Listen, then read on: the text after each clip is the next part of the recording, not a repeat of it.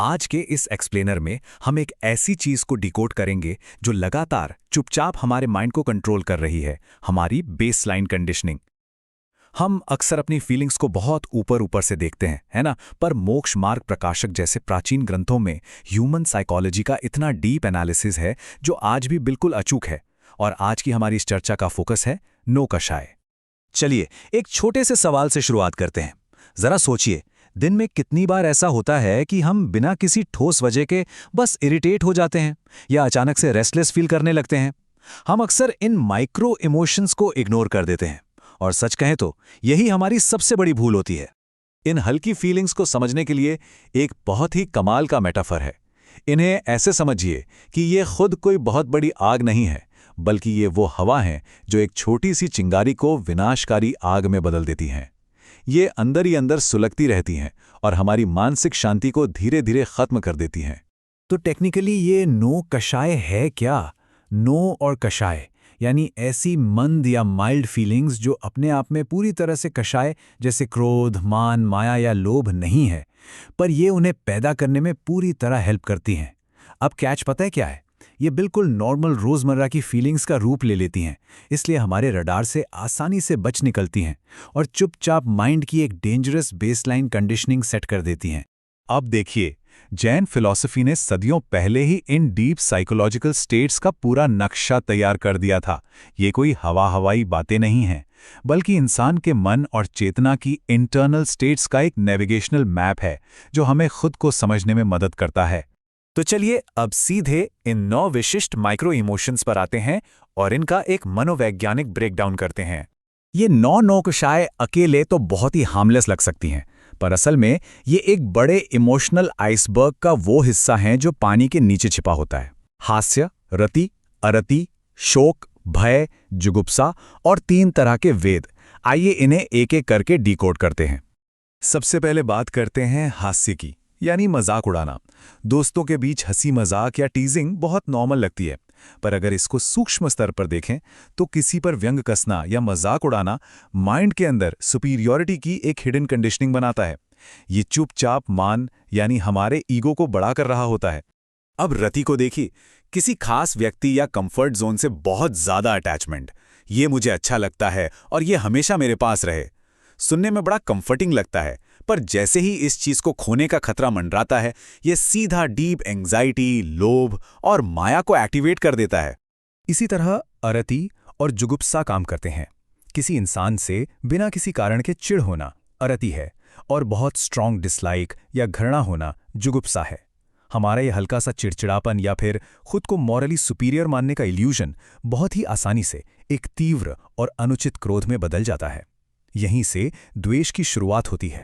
अगर शोक और भय की बात करें तो किसी दुख में पूरी तरह डूब जाना या फ्यूचर के डर में खोए रहना, ये एक बहुत गहरे भ्रम को उजागर करता है। किस चीज का भ्रम? कि हमने इस दुनिया की चीजों को परमानेंट मान लिया था। अगर कुछ खोने का डर है तो इसका सीधा मतलब है कि वहां लोभ और इनसिक्योरिटी पहले से बैठे हुए हैं। और आखिर में वेद यानी सेक्सुअल इंक्लिनेशंस। मॉडर्न कॉन्टेक्स्ट में देखें तो यह सिर्फ फिजिकल अट्रैक्शन की बात नहीं है, ये आइडेंटिटी से जुड़े डीप अटैचमेंट्स हैं। इन्हीं की वजह से आजकल के रिलेशनशिप्स में पॉजेसिवनेस, जुनून और वैलिडेशन सीख करने की चाह पैदा होती है। ये अंदर ही अंदर रति और लोभ को बुरी तरह बढ़ा देते हैं। यहां तक तो हमने ट्रिगर्स को समझा, पर अब देखते हैं कि ये ह्यूमन साइकी में एक चेन रिएक्शन कैसे बनाते हैं। एक बहुत ही सटल चेन बनती है यहाँ। ये माइक्रो इमोशंस एक हिडन पाइपलाइन की तरह काम करते हैं। जैसे रति से आवाज आती है, मुझे ये चाहिए, और वहां से लोभ निकलता है। अरति कहती है, मुझे ये नहीं चाहिए, और वहां से क्रोध पैदा होता है। भय से माया और हास्य से मान, यानी नो कषाय सिर्फ और सिर्फ एक ट्रिगर है, और फाइनल एक्सप्लोजन है हमारा कषाय। खैर, फिलॉसफी तो हमने समझ ली, पर अब आते हैं सबसे प्रैक्टिकल सवाल पर। इसे हम अपनी रोजमर्रा की जिंदगी में कैसे पहचानें? इसके लिए एक कमाल का डेली चेकअप रूटीन बनाया जा सकता है। बस दिन भर के नॉर्मल इंटरैक्शंस को ऑब्जर्व करना शुरू करना है। जैसे, क्या किसी को देखकर अचानक बिना बात इरिटेशन हो रही है? वहां अरति है। बिना वजह किसी का मजाक उड़ा रहे हैं? वहां हास्य है।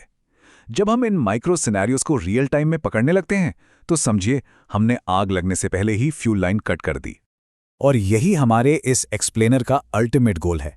ट्रांसफॉर्मेशन, यानी भावनाओं को जबरदस्ती दबाना नहीं, बल्कि शुद्ध जागरूकता। इस ट्रांसफॉर्मेशनल जर्नी के 4 कदम हैं, जिसे भेद विज्ञान भी कहते हैं। पहला, अपनी अवेयरनेस को सबसे ऊपर रखें। दूसरा, चीजों पर से अच्छा या बुरा वाला मॉरल लेबल हटा दें। तीसरा, अपनी फीलिंग की इंटेंसिटी को बस ऑब्जर्व करें। और चौथा, समता यानी इक्वेनिमिटी की प्रैक्टिस करें। ये स्ट्रक्चर धीरे धीरे माइंड की उन पुरानी आक्रामक आदतों को नेचुरली न्यूट्रलाइज कर देता है। असल में इमोशंस को फोर्सफुली दबाना हमेशा फेल होता है। जब हम सोचते हैं कि मुझे ऐसा फील नहीं करना चाहिए, तो हम अपने ही मन से लड़ाई कर रहे होते हैं। पर वही अगर हम माइंडफुली सोचें कि ओके, अभी मेरे अंदर भय या रति चल रही है, तो बस इतना एक्सेप्ट करते ही बिना लड़े उस इमोशन की आधी ताकत वैसे ही खत्म हो जाती है। एक और मास्टर स्ट्रोक है मॉरल लेबल्स को हटाना। ये अच्छा है या ये बुरा है, इन लेबल्स को निकालकर बाहर फेंके। इनकी जगह बस ये देखना शुरू करें कि ये सिर्फ एक गुजरने वाली अवस्था है, एक पैसिंग क्लाउड की तरह। जैसे ही लेबल हटता है, फीलिंग की इंटेंसिटी ऑटोमेटिकली गिर जाती है। और इस सबका फाइनल रिजल्ट क्या होता है? समता। एक ऐसी स्टेट जहां कोई हमारी तारीफ करे तो भी हम न्यूट्रल हैं, कोई हमारी इंसल्ट करे तो भी हम न्यूट्रल हैं। ये कोई रोबोट बनने वाली बात नहीं है, बल्कि बाहरी सिचुएशंस चाहे जो भी हों, अपने अंदर एक गहरी अनशेकेबल शांति मेंटेन रखने की कला है। किसी ने बहुत खूब कहा है, कषाय यानी क्रोध, मान, माया, लोभ अचानक से नहीं आते। उनका ग्राउंडवर्क बहुत पहले ही तैयार हो चुका होता है इन 9 कषाय के रूप में। सच में, अगर हवा को शुरू में ही समझ लिया जाए और उसे कंट्रोल कर लिया जाए, तो आग स्वाभाविक रूप से कमजोर होकर बुझ जाएगी।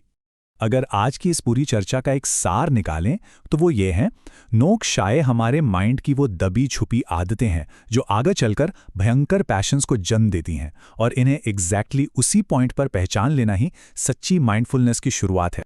तो इस एक्सप्लेनर को खत्म करने से पहले एक सवाल छोड़कर जाना चाहेंगे। क्या हम आज से अपने माइंड की इन सूक्ष्म हवाओं को तब पकड़ पाएंगे जब वो महज हवाएं हैं, इससे पहले कि वो एक विनाशकारी आग बन जाए? जरूर सोचिएगा और अपनी इन छोटी छोटी डेली रिएक्शंस के डीप रीजंस पर ध्यान दीजिएगा।